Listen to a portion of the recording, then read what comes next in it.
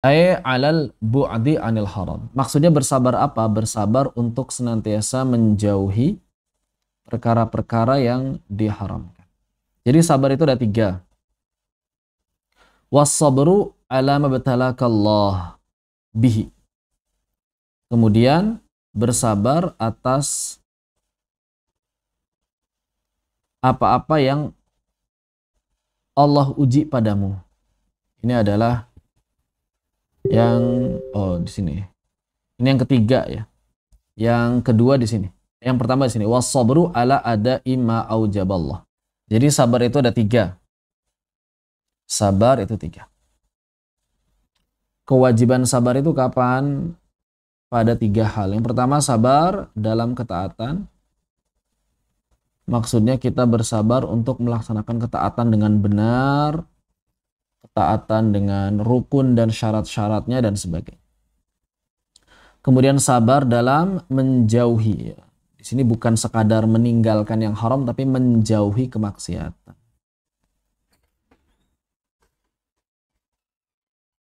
Maka di antara bentuk kesabaran berarti di sini adalah kita berusaha untuk meninggalkan hal-hal yang dapat mendekatkan kepadanya. Wasilah-wasilah yang dapat mendekatkan kepadanya.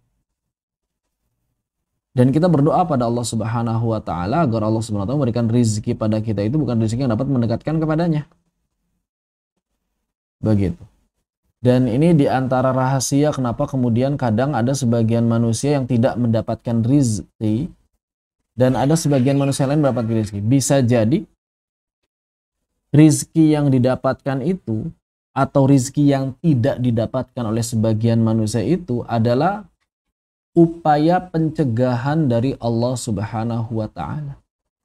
Karena sangat mungkin apabila dia diberikan rizki tersebut, entah itu uang, kendaraan, mobil, ya, atau misalnya fisik yang cantik atau yang tampan, justru kalau misalnya dia diberikan ini, maka dia akan tidak bisa untuk menjauhkan diri dari perkara-perkara yang dilarang oleh Allah Subhanahu wa taala.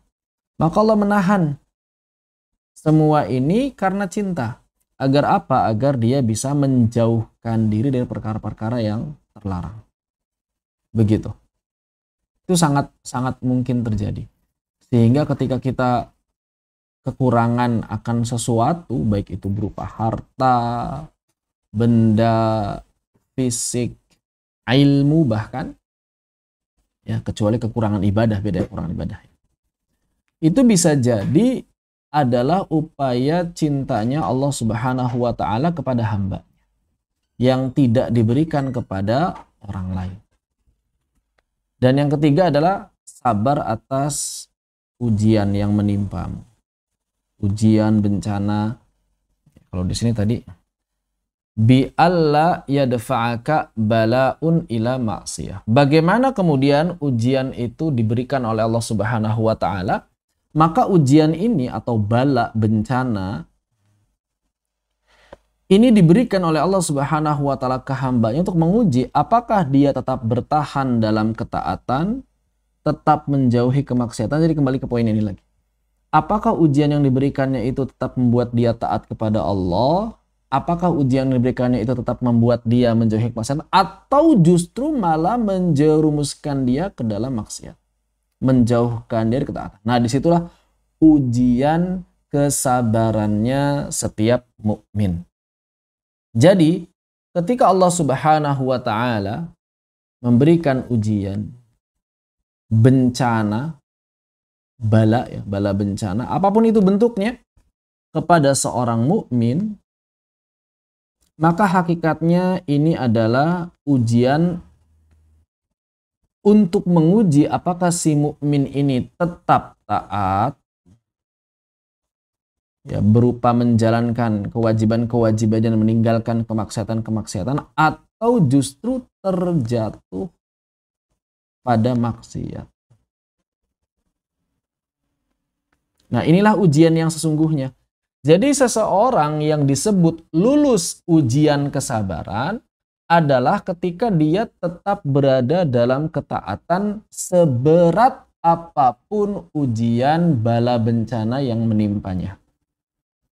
Dan saat dia kemudian terjatuh pada maksiat, artinya dia tidak lulus ujian.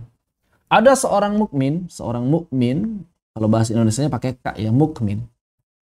Ada seorang mukmin, katakanlah misalnya dia tidak diberikan keturunan 10 tahun, 20 tahun. Maka bagaimana cara bersabarnya? Cara bersabarnya adalah taat. Pertanyaannya, boleh berusaha tidak? Oh, sangat dianjurkan berusaha. Jadi sabar itu bukan diam tidak berusaha. Nah, di sini yang penting untuk dipahami. Sabar itu sama dengan menjalankan usaha. Karena usaha itu ikhtiar, pilihan kita.